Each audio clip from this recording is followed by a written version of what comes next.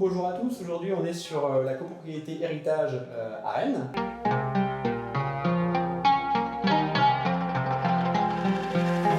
Moi, je suis Muriel Trichasson, je suis une des associées du cabinet DLJ, donc c'est un cabinet indépendant. On est plutôt spécialisé pour certains pôles dans le démarrage d'immeubles neufs et notamment dans les immeubles de bon standing.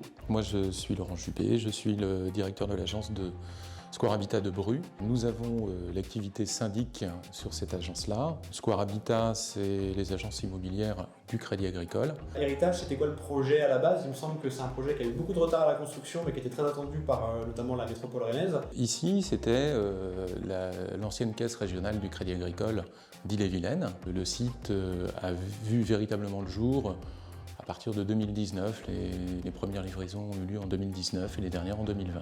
Tout de suite, il a été annoncé un projet haut de gamme avec beaucoup d'éléments d'équipement novateurs, les boîtes aux lettres connectées, les tableaux d'affichage connectés, les écrans géants dans les ascenseurs, etc., etc., pas mal de domotique. Et forcément, il y a toute une clientèle qui est très attirée par ces innovations. Par contre, derrière, il a fallu mettre en marche tout ça. C'est assez nouveau quand même, les boîtes aux lettres connectées. Je crois que c'est les seuls immeubles qui existent sur Rennes.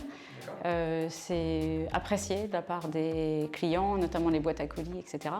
Et forcément, ces clients-là, naturellement, ont voulu aller un peu plus loin lorsqu'on a rencontré les premiers problèmes aux livraisons. Est-ce que vous savez qu'est-ce qui est à l'origine de l'installation de caméras de vidéoprotection? L'origine de caméras, c'est tout simplement des incivilités. Nous avons notamment dans les halls des téléviseurs.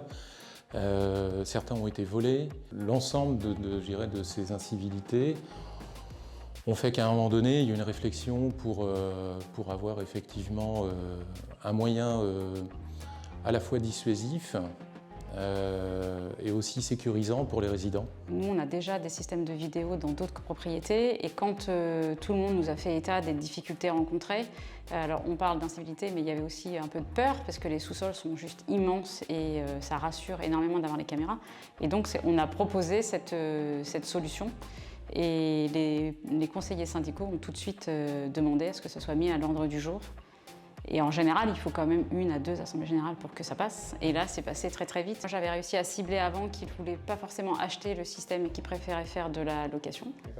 Et une fois que j'avais les devis, on les a étudiés un peu et on a présenté les devis au conseil syndical. On a plutôt présélectionné la société Vidéoconsult et c'est ce devis-là qui a été porté à l'ordre du jour. J'ai fait l'assemblée générale hier soir, ça apporte satisfaction.